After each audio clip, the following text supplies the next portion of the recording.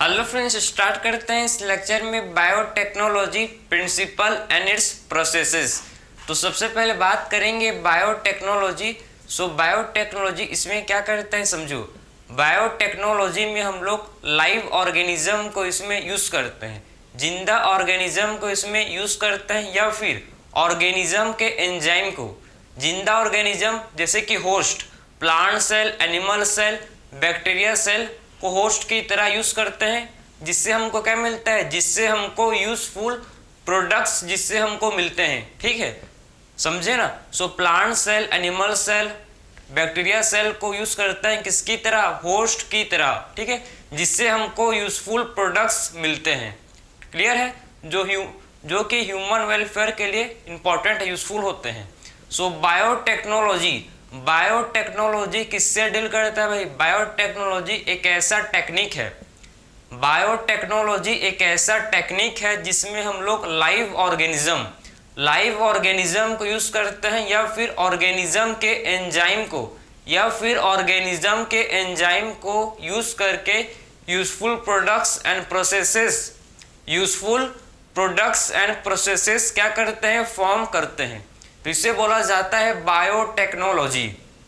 ठीक है, बायोटेक्नोलॉजी देखो, biotechnology deals with techniques of. तो बायोटेक्नोलॉजी एक किससे डील करता है, ऐसे टेक्निक से डील करता है जिसमें क्या करते हैं हम लोग, किसको यूज करते हैं, जिसमें लाइव ऑर्गेनिज्म को इसमें हम लोग यूज करते हैं। ठीक है, techniques of using live organism, इसमें हम लोग लाइव ऑर्गेनिज्म को यूज करते हैं, और एंजाइम्स फ्रॉम ऑर्गेनिज्म, या फिर ऑर्गेनिज्म के एंजाइम को इसमें यूज करते हैं। देखो, हम लोग लाइव ऑर्गेनिज्म को यूज कर सकते हैं। लाइव ऑर्गेनिज्म जैसे कि आपका समझ आएगा, देखो प्लांट सेल, ठीक है, प्लांट सेल को आप यूज करोगे, या फिर आप इसमें एनिमल सेल, प्लांट सेल को यूज कर सकते हो होस्ट की तरह, या फिर एनिमल सेल को यूज कर सकते हो होस्ट की तरह, या फिर इसमें किसका यूज करते हैं भाई, बैक्टीरिया सेल का भी। ठीक, इसमें और क्या करते हैं, बैक्टीरिया सेल का भी इसमें हम लोग यूज करते हैं।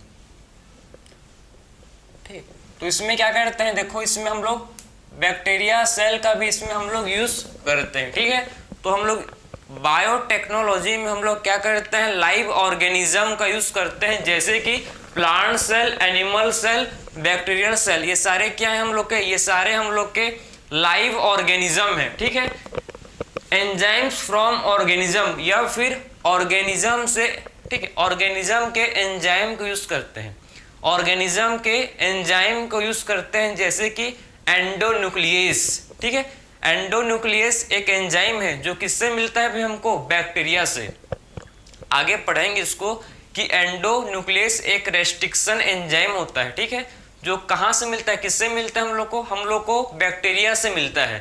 तो कुल मिला के हम लोग क्या कर रहे हैं भाई, उस एंजाइम को यूज कर रहे हैं। ठीक है, ऑर्गेनिज्म का जो एंजाइम है एंडोन्यूक्लियस, उसको हम लोग यूज कर रहे हैं किसमें, बायोटेक्नोलॉजी में। समझे ना।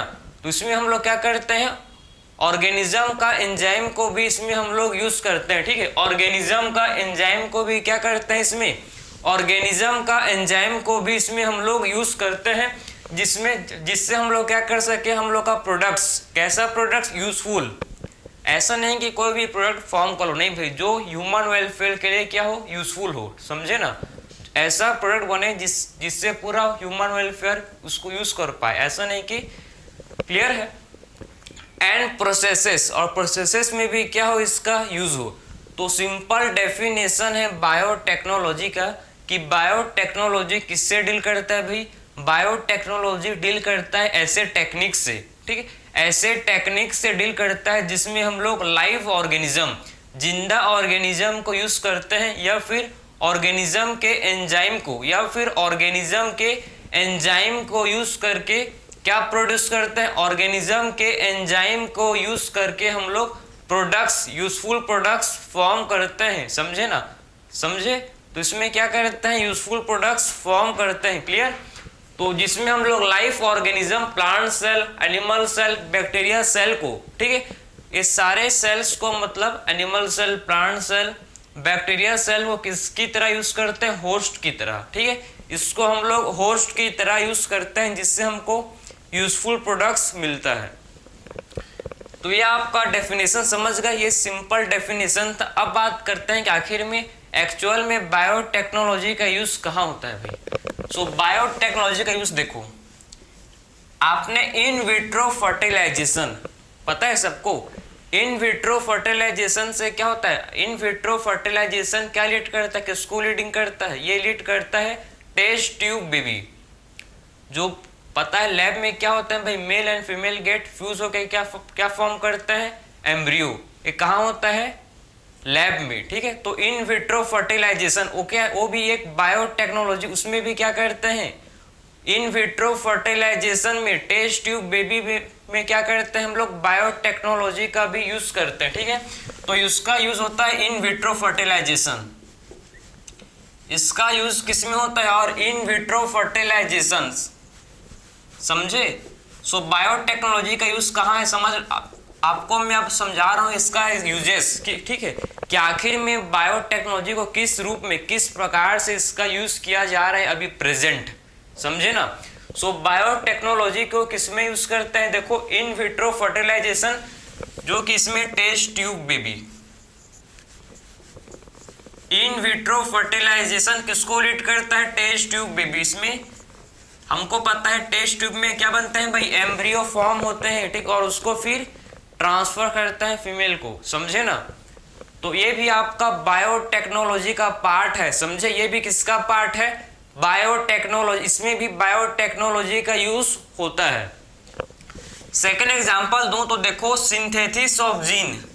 भाई हम लोग लैब में क्या कर सकते हैं, लैब में हम लोग जीन को सिंथेसिस कर सकते हैं, समझे ना।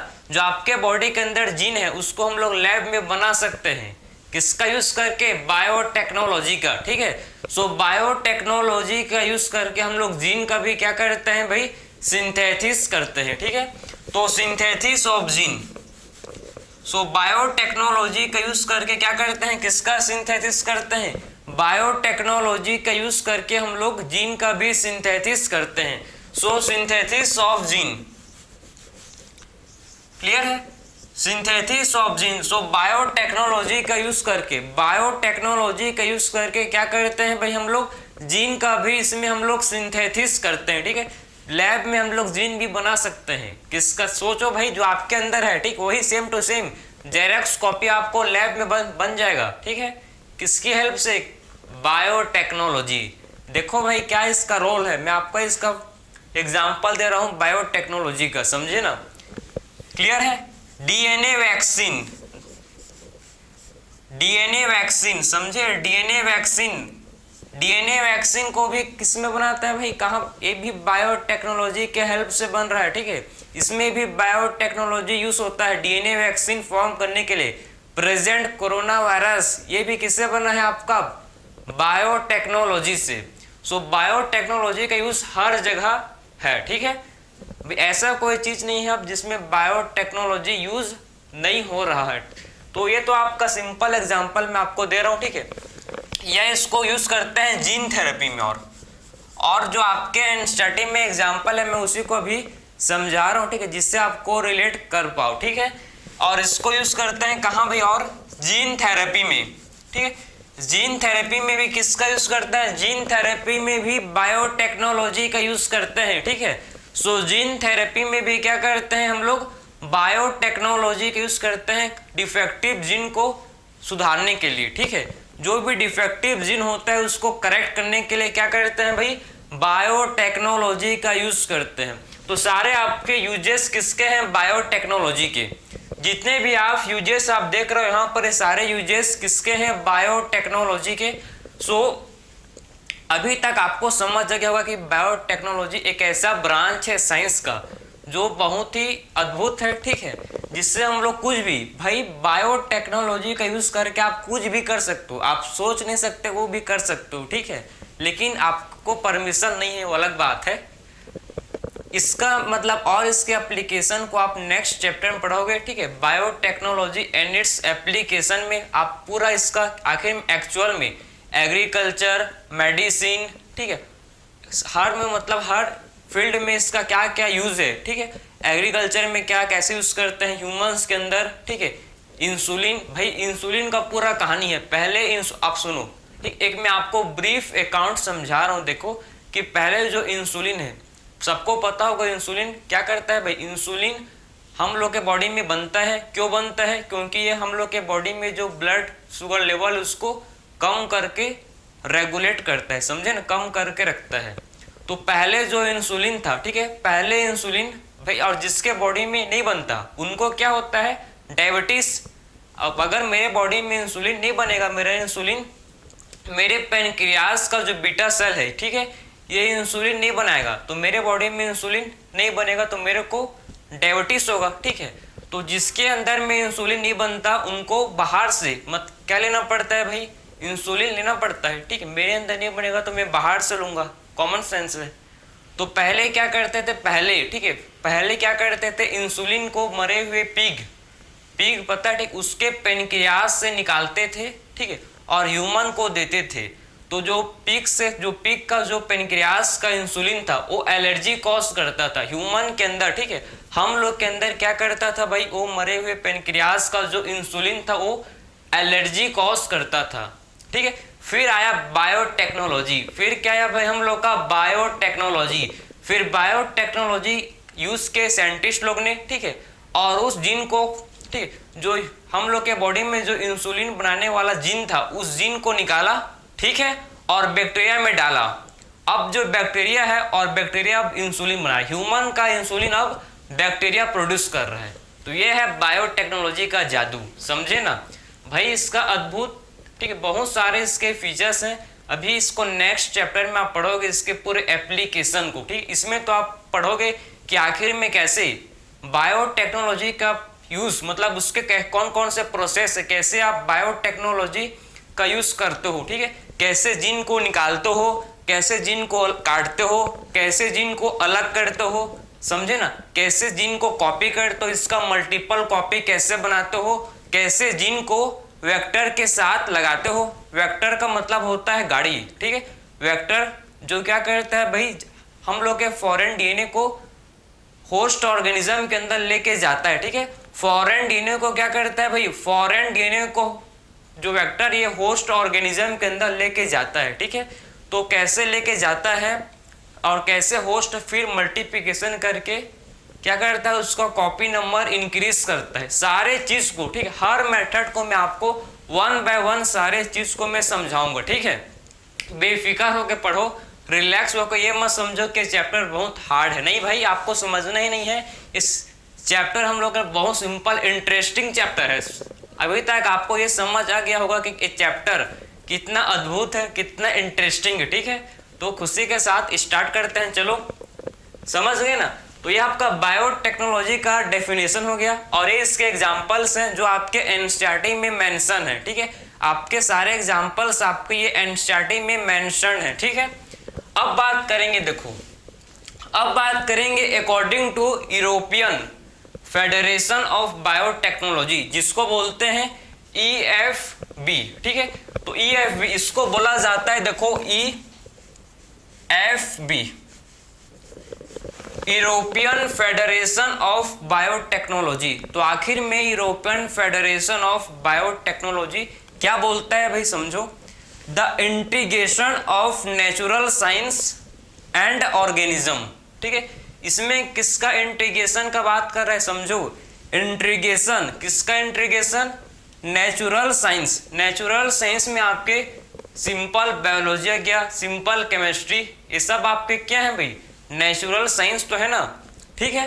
तो किसका इंटीग्रेशन भाई, the integration of natural science and organism. Natural science के, ठीक, नेचुरल साइंस के साथ ऑर्गेनिज्म का इंटीग्रेशन, या फिर सेल का, या फिर उसके पार्ट्स का, ठीक है। सेल के पार्ट्स का, जैसे कि डीएनए, भाई सेल का पार्ट है तो है ना डीएनए, समझे। तो आखिर में किसका integration, integration of natural science, integration of natural science and organism. Natural science और ऑर्गेनिज्म, सेल का या फिर उसके पार्ट्स का, ठीक है। They are of and molecular analogous. आखिर में मॉलिक्यूलर एनालॉगस का मतलब क्या होता है? Ditto copy. ठीक है, मॉलिक्यूलर एनालॉगस का मतलब है कि जो जीन हम लोग के अंदर है, आपके अंदर जो जीन है वही सेम टू सेम जीन कहाँ बन जाएगा भाई? लैब में बन जाएगा। समझे ना, जो आपके अंदर जीन प्रेजेंट है वही सेम टू सेम जीन कहाँ बन जाएगा? लैब में, लेबोरेटरी में बन जाएगा। समझे?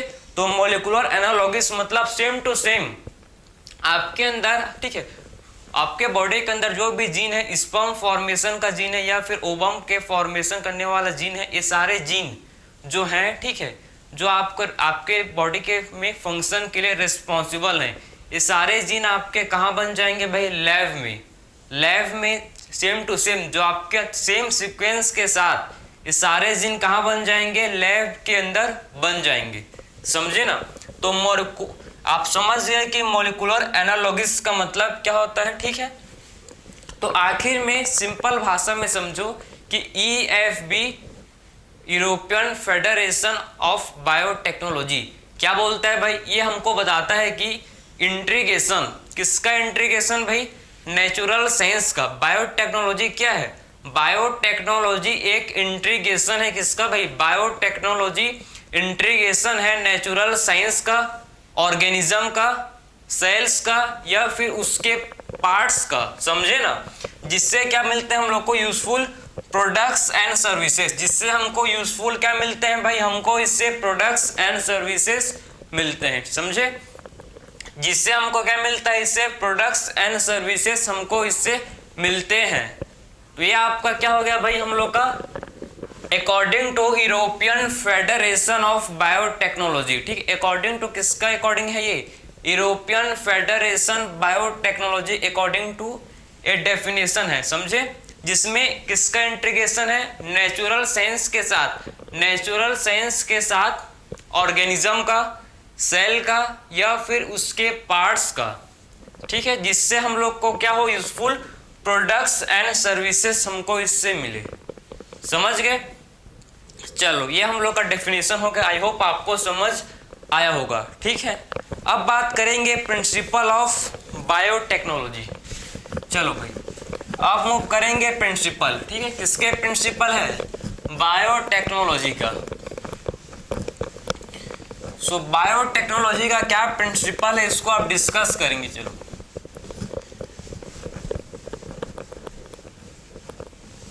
सो बायोटेक्नोलॉजी के दो प्रिंसिपल हैं भाई। ठीक है, दो प्रिंसिपल हैं किसके? बायोटेक्नोलॉजी। कौन कौन से प्रिंसिपल हैं इसको समझना। ठीक है, सो बायोटेक्नोलॉजी के क्या है? दो प्रिंसिपल हैं।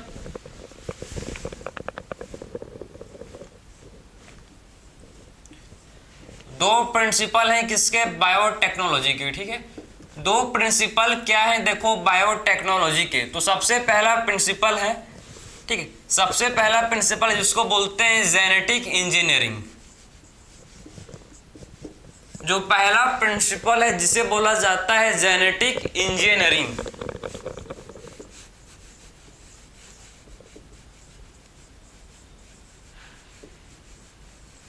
ठीक है, तो आप देखो कि बायोटेक्नोलॉजी का दो बेसिक प्रिंसिपल है। एक तो है जेनेटिक इंजीनियरिंग एंड सेकेंड है बायो प्रोसेस इंजीनियरिंग। एक है जेनेटिक इंजीनियरिंग और दूसरा होता है जिसे बोलते हैं bio process engineering. Bio process engineering. ठीक है, सो बायोटेक्नोलॉजी के दो क्या होते हैं? टू इसके होते हैं बेसिक प्रिंसिपल। समझे? दो क्या है भाई इसके बेसिक प्रिंसिपल है? Genetic engineering and bio process engineering. अब बात करेंगे सबसे पहले जेनेटिक इंजीनियरिंग। तो आखिर में हम लोग का जेनेटिक इंजीनियरिंग क्या होता है भाई? देखो, जेनेटिक इंजीनियरिंग का मतलब है कि इसमें क्या करते हैं हम लोग? जेनेटिक मटेरियल के केमिस्ट्री को चेंज करते हैं। ठीक है, इसमें क्या करते हैं? जेनेटिक मटेरियल, जो जेनेटिक मटेरियल है जो कि डीएनए या फिर आरएनए। ठीक है, हम लोग का जेनेटिक मटेरियल क्या होता है? डीएनए हो सकता है या फिर आरएनए। ठीक है, समझे ना? उसके हम लोग उसको क्या करते हैं? उसके केमिस्ट्री को, जेनेटिक मटेरियल के केमिस्ट्री को हम लोग चेंज करते हैं, अल्टर करते हैं। अल्टर का मतलब होता है चेंज। समझे? तो जेनेटिक इंजीनियरिंग में क्या करते हैं भाई? समझो आप, जेनेटिक इंजीनियरिंग में अल्टर करते हैं। अल्टर का मतलब क्या होता है? चेंज। ठीक है, अल्टर का मतलब होता है चेंज, ठीक है। तो आप देखो कि जेनेटिक इंजीनियरिंग में क्या करते हैं भाई, जेनेटिक इंजीनियरिंग में अल्टर द केमिस्ट्री ऑफ, किसके केमिस्ट्री को अल्टर करते हैं, अल्टर द केमिस्ट्री ऑफ, किसके केमिस्ट्री को, alter the chemistry of genetic material, ठीक है। जेनेटिक मटेरियल के केमिस्ट्री को क्या करते हैं भाई हम लोग, अल्टर करते हैं, ठीक है। जेनेटिक मटेरियल के केमिस्ट्री को अल्टर करते हैं इसमें, क्लियर। सो जेनेटिक मटेरियल हम लोग का क्या हो सकता है, डीएनए हो सकता है भाई, या फिर क्या हो सकता है, आरएनए हो सकता है, ठीक है। डीएनए हो सकता है या फिर क्या हो सकता है, डीएनए या फिर ये आरएनए हो सकता है। तो जेनेटिक इंजीनियरिंग क्या होता है, जिसमें हम लोग जेनेटिक मटेरियल के केमिस्ट्री को चेंज करते हैं, अल्टर का मतलब है चेंज। तो जेनेटिक इंजीनियरिंग में हम लोग, ठीक है, जेनेटिक इंजीनियरिंग नाम से ही आपको समझ आना चाहिए, जेनेटिक मतलब जेनेटिक मटेरियल के केमिस्ट्री को चेंज करेंगे। क्या करेंगे भाई इसमें, जेनेटिक मटेरियल, ठीक है, जेनेटिक मटेरियल के केमिस्ट्री को चेंज करेंगे। जेनेटिक मटेरियल हम लोग के पास होता है डीएनए या फिर आरएनए, आरएनए एंड डीएनए हम लोग का क्या होता है, जेनेटिक मटेरियल, ठीक है।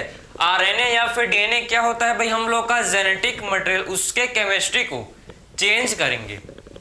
तो सबसे पहले देखो चेंज करेंगे, ठीक है। और ये क्या फर्दर ये इंट्रोड्यूस हो किसमें, फर्दर इसको हम लोग इंट्रोड्यूस करेंगे किसमें, होस्ट ऑर्गेनिज्म में। और होस्ट ऑर्गेनिज्म में क्या करेंगे, इसको हम लोग इंट्रोड्यूस करेंगे, ठीक है। और होस्ट ऑर्गेनिज्म में इंट्रोड्यूस करेंगे, और होस्ट ऑर्गेनिज्म में प्रॉपर ये मेंटेन होना चाहिए भाई। जब देखो ना, आप भी समझो, ध्यान से सुनो इसको, ठीक है।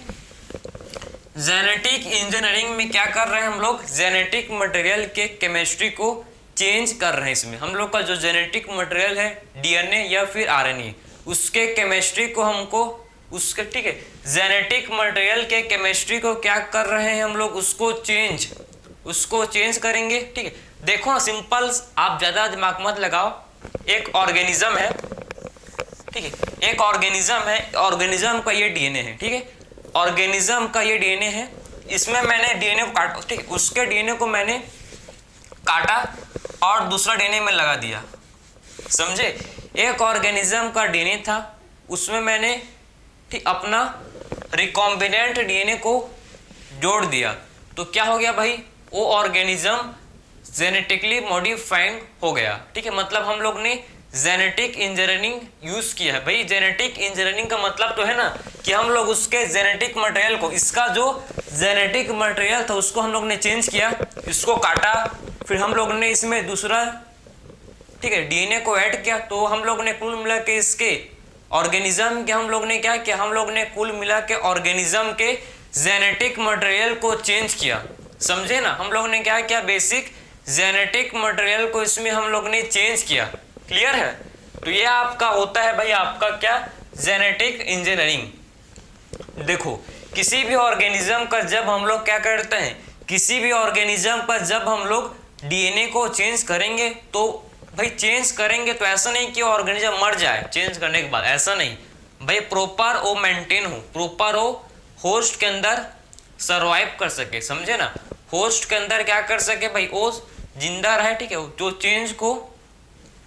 चेंज हो, ठीक है, वो होस्ट के अंदर दिखे, मतलब उसके फिनोटाइपिक अपीयरेंस अपीयर हो। बट देखो अगर मैं चेंज कर, सिंपल समझो, ठीक है, अगर मेरे अंदर कोई जीन डाल रहा है, ठीक है, कौन सा जीन है भाई, बाल को लंबा करने वाला जीन, ठीक है, हेयर को लॉन्ग लंबा लंबे, ठीक है, करने वाला जीन है, जो किसका था, जो किसी भी के था, ठीक है, वो मेरे अंदर आया, ठीक है।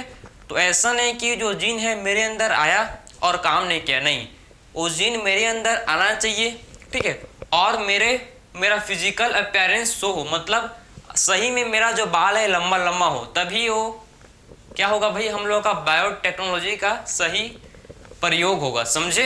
तो ये हम लोग का यूज है किसका भाई, जेनेटिक इंजीनियरिंग का, जिसमें हम लोग जेनेटिक मटेरियल के केमिस्ट्री को चेंज करते हैं, ठीक है। सेकंड हम लोग का है bio process engineering. So second हम लोग का क्या है भाई, इसे बोलते हैं बायो प्रोसेस इंजीनियरिंग। सो बायो प्रोसेस इंजीनियरिंग क्या है भाई, बायो प्रोसेस इंजीनियरिंग का मतलब होता है जहां पर भी आप जेनेटिक इंजीनियरिंग यूज करोगे, जहां पर भी आप क्या करोगे, जेनेटिक इंजीनियरिंग को यूज करोगे, वहां पर कंटामिनेशन फ्री इन्वायरमेंट होना चाहिए। ठीक है, तो जेनेटिक इंजीनियरिंग का मतलब क्या है, to maintenance. So genetic engineering का मतलब क्या होता है, to maintenance of contamination free environment. Contamination free environment. ठीक है, क्या मेंटेन करेंगे भाई हम लोग इसमें मेंटेन करेंगे कंटामिनेशन। ठीक है, कंटामिनेशन फ्री इन्वायरमेंट। ठीक, इसमें हम लोग मेंटेन करेंगे contamination free environment. Clear, contamination free environment क्या करेंगे हम लोग इसमें मेंटेन करेंगे। ठीक है, जिससे हम लोग लार्ज क्वांटिटीज में हम लोग का जो बायोटेक का प्रोडक्ट है ये फॉर्म कर सकें। ठीक है, लार्ज क्वांटिटीज में क्या करें भाई हम लोग, इससे हम लोग लार्ज क्वांटिटीज में जो बायोटेक का प्रोडक्ट है, जो लार्ज क्वांटिटीज में बायोटेक्नोलॉजी का जो प्रोडक्ट्स है ये फॉर्म कर सकें, जैसे कि एंटीबायोटिक्स, एंजाइम्स, वैक्सीन्स, यहाँ तक कि वैक्सीन। ठीक है, वैक्सीन को भी हम लोग लार्ज क्वांटिटीज में, एंटीबायोटिक्स जो होते हैं, ठीक है, एंजाइम्स, इसको हम लोग लार्ज क्वांटिटीज में प्रोड्यूस कर सकें। तो मान लो मेरे को इस रूम में क्या करना है भाई, जेनेटिक इंजीनियरिंग यूज करना है, तो इस रूम को proper contamination free, contamination free का मतलब है इसमें एक चिन्नी भर भी माइक्रोब्स नहीं होने चाहिए, समझे ना। बैक्टीरिया, माइक्रोब्स को मतलब समझते हो ना, बैक्टीरिया, वायरसेस जो भी हैं, प्रोटोजोआ जो भी हैं। ठीक है, ये पूरा रूम जो है ये कंटामिनेशन फ्री होना चाहिए। कंटामिनेशन फ्री का इसमें एक ठो भी कोई भी इसमें माइक्रोब्स नहीं होना चाहिए, जिससे हम लोग, ठीक है, हम लोग डिजायर्ड माइक्रोब से हम लोग का इसमें ग्रो कर सके प्रॉपर। ठीक है, डिजायर्ड माइक्रोब से क्या कर सके, वही ग्रो कर सके और बाकी कोई ना ग्रो मत कर सके। ठीक है, जिससे हम लोग लार्ज क्वांटिटीज में क्या कर सकते हैं, प्रोडक्ट्स फॉर्म कर सकते हैं। तो मेन आप समझ गए कि बायोटेक्नोलॉजी के दो बेसिक होते हैं प्रिंसिपल। ठीक है, बायोटेक्नोलॉजी के दो होते हैं बेसिक प्रिंसिपल, एक होता है हम लोग का जेनेटिक इंजीनियरिंग एंड सेकंड हम लोग का होता है bio process engineering. Sorry, bio process, हाँ, एक होता है जेनेटिक इंजीनियरिंग एंड सेकंड हम लोग का होता है बायो प्रोसेस इंजीनियरिंग। ठीक है, जेनेटिक इंजीनियरिंग में हम लोग जेनेटिक मटेरियल को चेंज करेंगे। ठीक है, और बायो प्रोसेस इंजीनियरिंग में क्या मेंटेन करेंगे भाई, कंटामिनेशन फ्री इन्वायरमेंट को मेंटेन करेंगे। इसमें कंटामिनेशन फ्री इन्वायरमेंट को मेंटेन करेंगे। अब स्टार्ट करते हैं, चलो अब क्या देखेंगे। देखो आपके एनसीईआरटी में एक छोटा मोटा, ठीक है, कुछ दिया है, बताया है कि जो सेक्सुअल रिप्रोडक्शन होता है, ठीक है, सेक्सुअल रिप्रोडक्शन में होता है भाई वेरिएशन। सबको पता है कि सेक्सुअल रिप्रोडक्शन में क्या होता है, variation, and A sexual reproduction में होता है, उसमें वेरिएशन नहीं होता। वो क्या करता है, ए सेक्सुअल रिप्रोडक्शन क्या करता है भाई, ए सेक्सुअल रिप्रोडक्शन कुछ नहीं करता है, जिसमें आपका जेनेटिक मटेरियल ये प्रिजर्व होता है। ठीक है, सिंपल है, इसको यहीं पर आप लिख लो भाई, ज्यादा नहीं समझने हैं आपको, कि जो ए सेक्सुअल रिप्रोडक्शन है, ठीक है, ए सेक्सुअल रिप्रोडक्शन किसको करता है, प्रिजर्व। ए सेक्सुअल रिप्रोडक्शन किसको करता है, प्रिजर्व। ये आपके जेनेटिक मटेरियल को प्रिजर्व करता है। ठीक है, समझे ना, जिसमें कोई भी वेरिएशन आपको नहीं मिलता, प्रिजर्व। ठीक है, प्रिजर्व, प्रिजर्व जेनेटिक मटेरियल, समझे। तो ए सेक्सुअल रिप्रोडक्शन में क्या होता है, आपका जेनेटिक मटेरियल प्रिजर्व रहता है। ठीक, इसमें आपका जेनेटिक मटेरियल जो है ये प्रिजर्व रहता है। ठीक है, तो ए सेक्सुअल रिप्रोडक्शन, देखो आप, ए सेक्सुअल रिप्रोडक्शन में क्या होता है, आपका जो जेनेटिक मटेरियल है ये प्रिजर्व, सेम टू सेम जो आपके अंदर है वही आपके डॉटर के अंदर जाएगा, कोई भी चेंज नहीं, 1% भी चेंज नहीं। इसको बोलते हैं ए सेक्सुअल रिप्रोडक्शन। ठीक है, एंड सेक्सुअल रिप्रोडक्शन में क्या होता है भाई, सेक्सुअल रिप्रोडक्शन में आपका वेरिएशन आता है। ठीक है, सेक्सुअल रिप्रोडक्शन में क्या होता है, इसमें हम लोग का वेरिएशन आता है।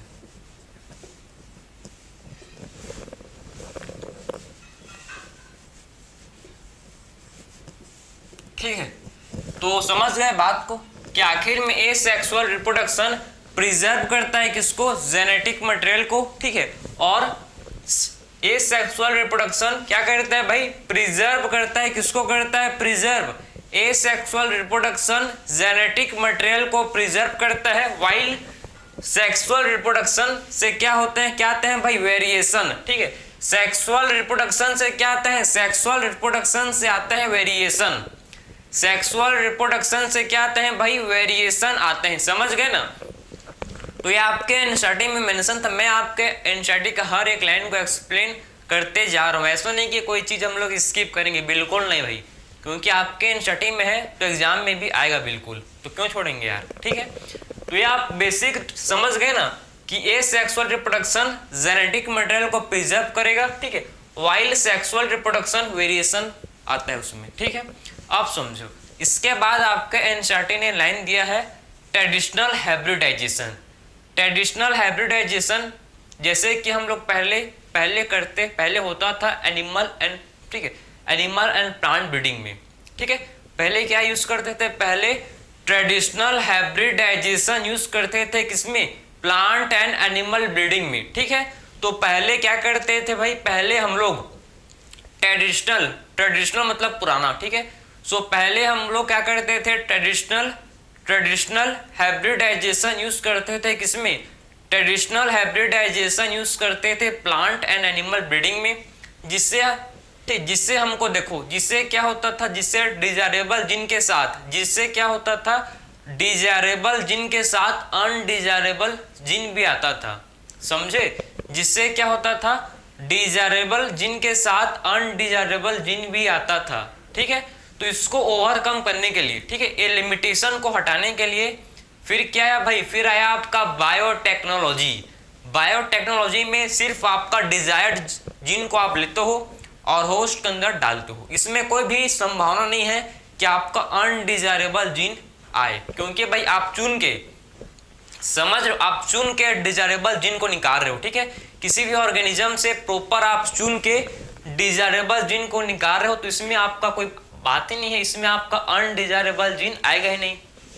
समझे, तो पहले जो ट्रेडिशनल हाइब्रिडाइजेशन था, ठीक है, पहले जो ट्रेडिशनल हाइब्रिडाइजेशन था उसमें एनिमल एंड प्लांट ब्रीडिंग में यूज होता था। ठीक है, उसमें आपके डिजायरेबल जीन के साथ अनडिजायरेबल जीन भी आता था। लेकिन बाद में क्या आया भाई, आपका बायोटेक्नोलॉजी। ठीक है, बायोटेक्नोलॉजी सिर्फ डिजायर्ड जीन में, ठीक है, बायोटेक्नोलॉजी में सिर्फ क्या करते हैं, सिर्फ हम लोग डिजायर्ड जीन को चूज करते हैं। ठीक है, तो ये तो आपका बेसिक बात था जो आपके एनसीईआरटी में मेंशन था। अब मैं आपको समझाऊं, अब पढ़ेंगे हम लोग, ठीक है, अब क्या पढ़ेंगे भाई हम लोग कि आखिर में रिकॉम्बिनेंट डीएनए, ठीक है, जेनेटिक इंजीनियरिंग का टेक्निक को मैं आपको डिस्कस करूंगा। ठीक है, अब डिस्कस करेंगे हम लोग टेक्निक ऑफ जेनेटिक इंजीनियरिंग। ठीक है, आखिर में क्या टेक्निक होता है जेनेटिक इंजीनियरिंग का, उसको हम लोग अब डिस्कस करेंगे। चलो समझ गए, चलो भाई स्टार्ट करते हैं। चलो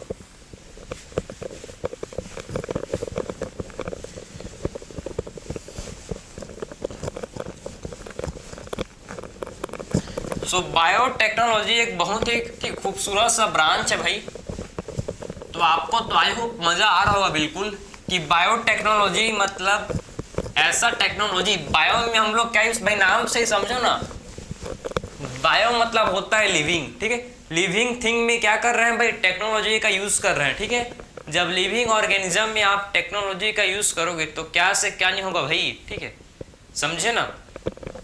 तो अब मैं आपको समझाऊं, तो सबसे पहले आप समझो,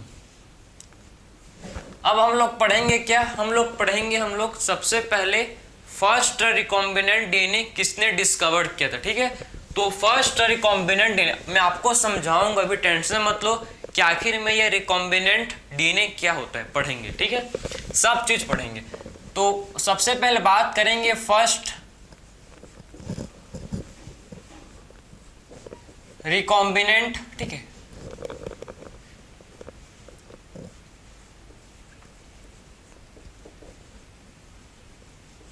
फर्स्ट रिकॉम्बिनेंट डीएनए किसने डिस्कवर किया था भाई, समझो ये डाटा बहुत ही इंपॉर्टेंट है। ठीक है, तो फर्स्ट रिकॉम्बिनेंट डीएनए किसने डिस्कवर किया था, फर्स्ट रिकॉम्बिनेंट डीएनए डिस्कवर्ड क्या था, स्टैनले कोहेन ने एंड हर्बर्ट बोयर ने। ठीक है, तो फर्स्ट रिकॉम्बिनेंट डीएनए किसने किया था discovered, Stanley Cohen. Stanley Cohen एक ही नाम है, अलग अलग नाम नहीं है। ठीक है, Stanley Cohen and Herbert Boyer ने। हर्बर्ट 1972 में क्या था भाई। ठीक है, हर्बर्ट बोयर। कब क्या था इसको, 1972। तो ये डाटा आपको बिल्कुल पता होना चाहिए, बहुत ही इंपॉर्टेंट है। ठीक है, कि आखिर में फर्स्ट रिकॉम्बिनेंट डीएनए किसने दिया था भाई, फर्स्ट आर्टिफिशियल। ये आपका आर्टिफिशियल था। ठीक है, नेचुरल नहीं था। फर्स्ट आर्टिफिशियल रिकॉम्बिनेंट डीएनए किसने बनाया था भाई, सबसे पहला आर्टिफिशियल रिकॉम्बिनेंट डीएनए किसने बनाया था, Stanley Cohen and Herbert Boyer ने। ठीक है, Stanley Cohen and Herbert Boyer ने फर्स्ट आर्टिफिशियल डीएनए को रिकॉम्बिनेंट डीएनए बनाया था। First artificial recombinant DNA produce किया था, फॉर्म किया था, बनाया था। कैसे बनाया था मैं आपको समझाऊंगा, आप भी सीख जाओगे आज के आखिर में रिकॉम्बिनेंट डीएनए कैसे बनाते हैं। ठीक है, समझो। जो लोग ये कहते आप भी ये सीखोगे, सोचो। ठीक, आपको भी पता चल जाएगा कि आखिर में रिकॉम्बिनेंट डीएनए कैसे बनाते हैं। ठीक है, सबसे पहले देखो, सबसे पहले मतलब इन्होंने क्या लिया भाई, इन्होंने एक बैक्टीरिया था, एक बैक्टीरिया का नाम है जिसको बोलते हैं सैल्मोनेला टाइफीम्यूरियम। ठीक है, जो टाइफाइड कॉज करता है भाई, जो टाइफाइड कॉज करता है। ठीक है, तो सैल्मोनेला टाइफीम्यूरियम,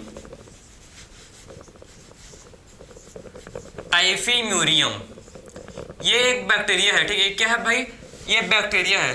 ठीक है, तो सैल्मोनेला टाइफीम्यूरियम से इन्होंने, ठीक है, सैल्मोनेला टाइफीम्यूरियम से, ठीक है, Stanley Cohen and Herbert Boyer ने क्या किया भाई, इसके अंदर क्या, इसके अंदर, ठीक है, इसके अंदर क्या प्रेजेंट है भाई, प्लाज्मिड। ठीक है, तो इससे इन्होंने क्या लिया, प्लाज्मिड को आइसोलेट किया। समझे, नहीं समझे, देखो। तो आप समझो कि फर्स्ट रिकॉम्बिनेंट डीएनए किसने बनाया था भाई, फर्स्ट रिकॉम्बिनेंट डीएनए हम लोग को बनाया था किसने, Stanley Cohen and Herbert Boyer. ठीक है, Stanley Cohen and Herbert Boyer ने फर्स्ट रिकॉम्बिनेंट डीएनए फॉर्म किया था। ठीक है, इन्होंने क्या किया था, इन्होंने ठीक है, साल्मोनेला टाइफीम्यूरियम, एक बैक्टीरिया का नाम है जिसे बोलते हैं साल्मोनेला टाइफीम्यूरियम। तो इन्होंने क्या किया था, इन्होंने ठीक है, साल्मोनेला टाइफीम्यूरियम से प्लाज्मिड को आइसोलेट किया। क्या किया इन्होंने, सबसे पहले इन्होंने साल्मोनेला टाइफीम्यूरियम से प्लाज्मिड को आइसोलेट किया, प्लाज्मिड को आइसोलेट किया। प्लाज्मिड क्या है, अब ये आपके लिए नया क्वेश्चन, प्लाज्मिड क्या होता है, प्लाज्मिड होता है एक्स्ट्रा क्रोमोसोमल। देखो, प्लाज्मिड किसे बोलते हैं भाई, एक्स्ट्रा क्रोमोसोमल। ठीक है, extra chromosomal double standard circular DNA. ठीक है, समझे भाई, ये आपका होता है प्लाज्मिड। सो प्लाज्मिड किसे बोलते हैं, एक्स्ट्रा क्रोमोसोमल सेल्फ रेप्लिकेटिंग, इसको बोलते हैं सेल्फ रेप्लिकेटिंग। ये आपका क्या होता है भाई, सेल्फ रेप्लिकेटिंग। ठीक है, तो आपका देखो आखिर में प्लाज्मिड किसे बोलते हैं, प्लाज्मिड क्या होता है, extra chromosomal self replicating double standard. DS का मतलब है डबल स्टैंडर्ड। ठीक है, डीएस का मतलब क्या होता है, डबल स्टैंडर्ड सर्कुलर डीएनए। ठीक है, तो प्लाज्मिड हम लोग का है एक्स्ट्रा क्रोमोसोमल सेल्फ, इसको मैं अच्छे से लिख दूं भाई, आपको समझ नहीं आएगा, क्या पता बहुत लोग नोट्स बनाते हो यार। ठीक है, तो आपके लिए अच्छा हुआ, देखो मैं फिर से लिख रहा हूं इसको, सेल्फ रेप्लिकेटिंग। ठीक है, self replicating double standard, DS का मतलब है डबल स्टैंडर्ड सर्कुलर डीएनए। ठीक है, इसको बोलते हैं प्लाज्मिड। तो सबसे पहले इन्होंने क्या किया भाई, साल्मोनेला टाइफीम्यूरियम से, एक बैक्टीरिया को बोलते हैं साल्मोनेला टैफी मुरम्स, इन्होंने क्या लिया, इन्होंने प्लाज्मिड लिया, ठीक है। और इन्होंने क्या लिया, और इन्होंने एंटीबायोटिक, इन्होंने और क्या लिया, देखो इन्होंने क्या लिया था, और भाई इन्होंने एंटीबायोटिक रेजिस्टेंस जीन लिया, और इन्होंने क्या लिया भाई, इन्होंने और क्या लिया, antibiotic resistance gene, antibiotic resistance gene को लिया, और ठीक इन्होंने देखो एंटीबायोटिक रेजिस्टेंस जीन को लिया। तो कुछ नहीं है, ज्यादा मत हड़बड़ाओ, ठीक है, आप हल्का सा समझो, हल्का सा, ठीक है, पूरा आपको समझ आएगा, हल्का सा समझ। इस भाई सबसे पहले स्टार्टिंग करो ना, ट्रेन कैसे चलता है भाई, शुरू में ही स्पीड पकड़ता है कि धीरे धीरे। भाई आप भी स्टार्टिंग में स्लो हो, लेकिन ऐसा नहीं कि आप हमेशा स्लो रहोगे, भाई स्पीड आप भी पकड़ोगे, ठीक है। तो ध्यान से स्टार्टिंग से सुनो, ध्यान से, ठीक है। So first recombinant DNA, first recombinant DNA किसने बनाया था भाई, Stanley Cohen and Herbert Boyer ने। कब बनाया था, कब, 1972 में, ठीक है। सबसे पहले इन्होंने क्या किया था, साल्मोनेला टाइफीमोरियम एक बैक्टीरिया है, ठीक है, साल्मोनेला टाइफीमोरियम एक बैक्टीरिया है, उससे ठीक है, साल्मोनेला टाइफीमोरियम बैक्टीरिया से इन्होंने प्लाज्मिड को आइसोलेट किया। इन्होंने क्या किया, इन्होंने प्लाज्मिड को आइसोलेट किया, ठीक है, प्लाज्मिड को आइसोलेट। आखिर प्लाज्मिड क्या होता है, प्लाज्मिड हम लोग का है extra chromosomal self replicating double standard circular DNA, ठीक है। तो आखिर में प्लाज्मिड किसे बोलते हैं भाई, extra chromosomal self replicating double standard circular DNA. So plasmid हम लोग का होता है extra chromosomal self replicating double standard circular DNA को बोला जाता है प्लाज्मिड, ठीक है।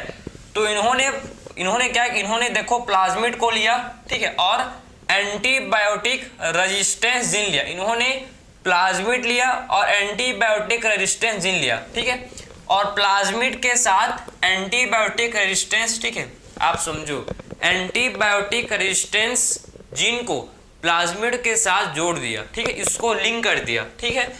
इसको क्या किया भाई, देखो ये है भाई आपका एक क्या है, देखो इसको मैं समझा, ठीक है, ये जो है देखो, ये हम लोग का है एंटीबायोटिक रेजिस्टेंस जीन। इन्होंने क्या किया, प्लाज्मिड को देखो एंटीबायोटिक रेजिस्टेंस जीन को प्लाज्मिड के साथ इन्होंने जोड़ दिया, किसके हेल्प से, डीएनए लाइगेज। डीएनए लाइगेज एक एंजाइम होता है, ठीक है, जो जोड़ने में काम आता है, ठीक है, जो क्या करता है भाई, जो दो, ठीक है, क्या फोस्फोडाइएस्टर बॉन्ड को फॉर्म करता है, ठीक है। डीएनए लाइगेज क्या करता है, फोस्फोडाइएस्टर बॉन्ड को फॉर्म करता है। बॉन्ड के फॉर्मेशन के लिए क्या होता है, ये एंजाइम रेस्पॉन्सिबल होता है, ठीक है। सो डीएनए लाइगेज के हेल्प से आपका, ठीक है, डीएनए लाइगेज के हेल्प से जो एंटीबायोटिक रेजिस्टेंस जीन था, ठीक है, एंटीबायोटिक रेजिस्टेंस जीन जो था ये प्लाज्मिड के साथ जुड़ गया, किसके हेल्प से, डीएनए लाइगेज एंजाइम है ये। डीएनए लाइगेज क्या होता है, डीएनए लाइगेज एक एंजाइम है, ठीक है। सो डीएनए लाइगेज एंजाइम के हेल्प से आपका जो एंटीबायोटिक रेजिस्टेंस जीन था, जो क्या था भाई, एंटीबायोटिक रेजिस्टेंस जीन था, वो किसके साथ जुड़ गया, वो प्लाज्मिड के साथ जुड़ गया, ठीक है। एक किसके साथ जुड़ गया, देखो प्लाज्मिड के साथ जुड़ गया, ठीक है। अब इसको बोलते हैं भाई हम लोग, इसको बोलते हैं रिकॉम्बिनेंट डीएनए, इसी को बोला जाता है रिकॉम्बिनेंट डीएनए। तो रिकॉम्बिनेंट डीएनए क्या होता है, जब आप, ठीक है, जब प्लाज्मिड के साथ, ठीक है, जब प्लाज्मिड के साथ फॉरेन डीएनए जब जुड़ता है, ठीक है, फॉरेन डीएनए या फिर आप इसको एलियन डीएनए भी आप बोल सकते हो, वही बात है, ठीक है, यह ह्यूमन डीएनए कोई सब डीएनए। तो जब प्लाज्मिड के साथ फॉरेन डीएनए जुड़ता है, ठीक, जब प्लाज्मिड के साथ फॉरेन डीएनए जुड़ता है तो इससे हम लोग बोलते हैं रिकॉम्बिनेंट डीएनए, ठीक है।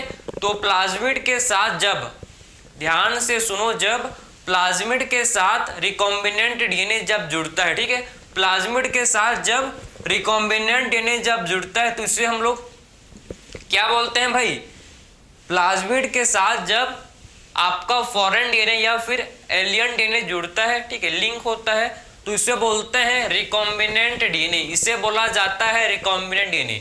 तो इस तरह से इन्होंने बना लिया, फाइनली आपका बन गया रिकॉम्बिनेंट डीएनए। ठीक है, तो आपका ये रिकॉम्बिनेंट डीएनए बन के तैयार हो गया। किसने बनाया था? सबसे पहली बार आर्टिफिशियल रिकॉम्बिनेंट डीएनए किसने बनाया था? Stanley Cohen and Herbert Boyer ने। ठीक है, प्लाज्मिड कहां से लिया था?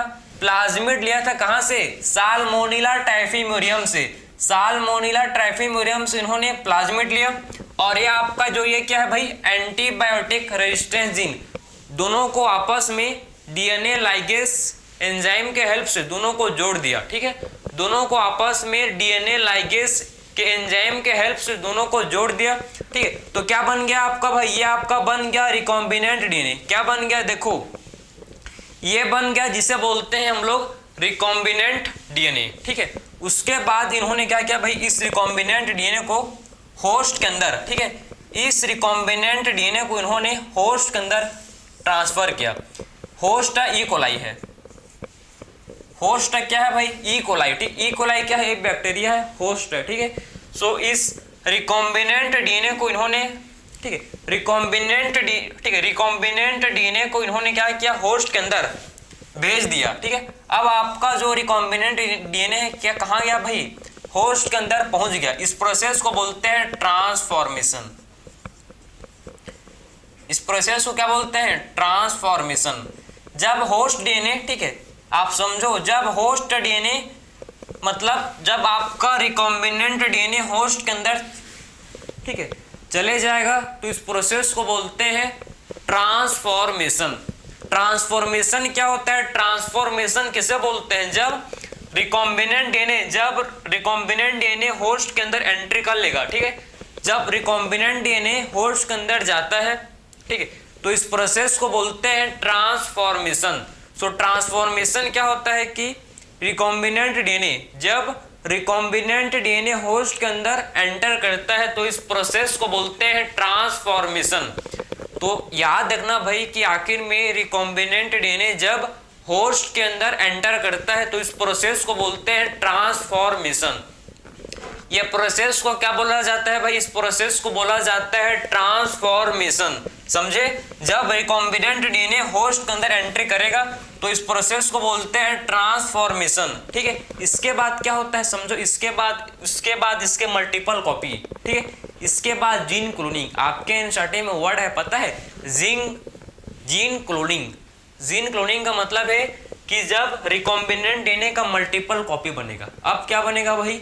रिकॉम्बिनेंट डीएनए का क्या बनेगा? अब इसका मल्टीपल कॉपी। समझे? इसका क्या बनेगा? होस्ट सेल के अंदर, ठीक है, होस्ट सेल के अंदर क्या बनेगा? इसका मल्टीपल कॉपी।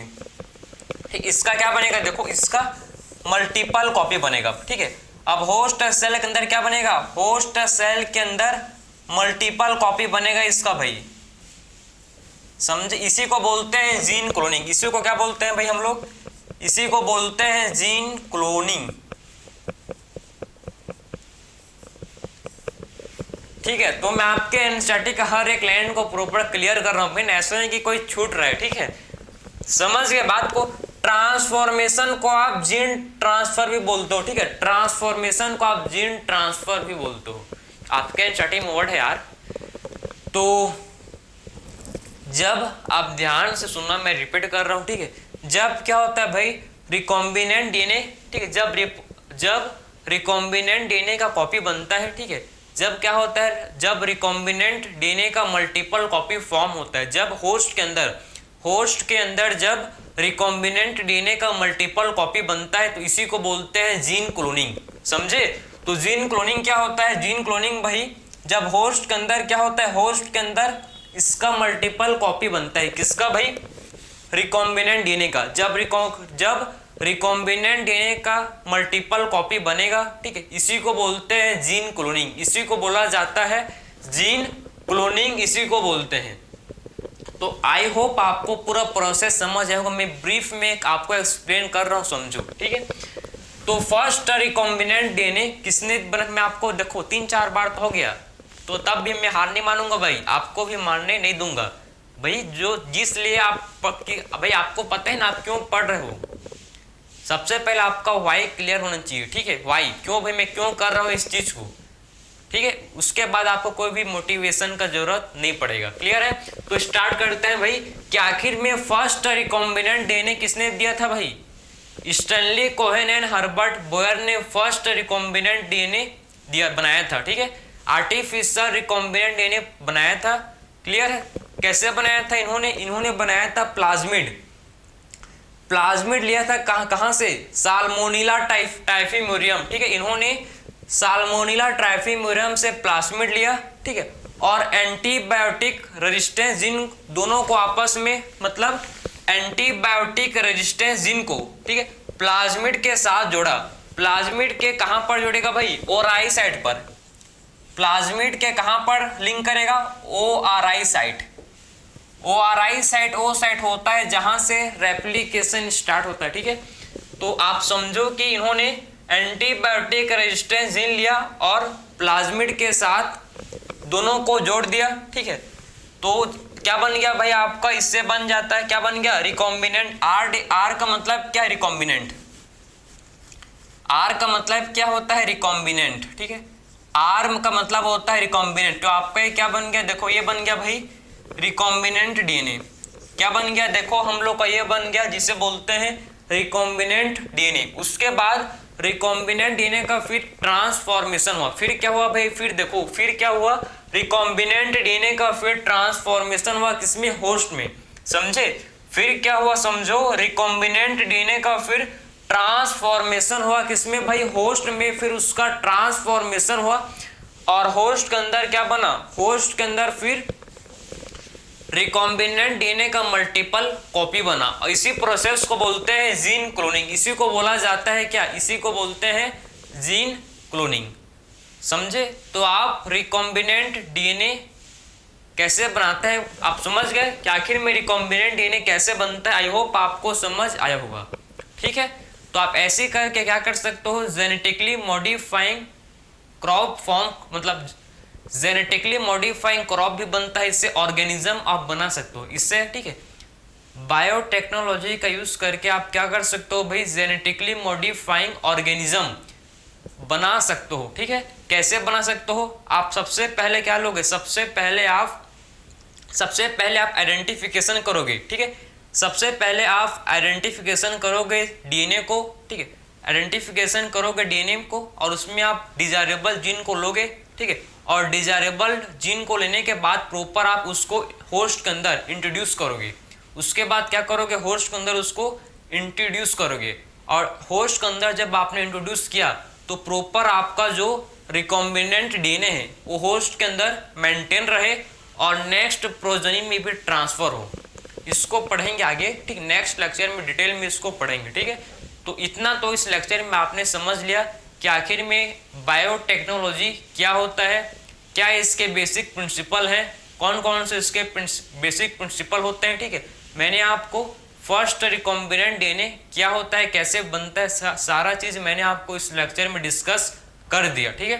तो हम लोग ने कंप्लीट किया इसमें बायोटेक्नोलॉजी के इंट्रोडक्शन, फर्स्ट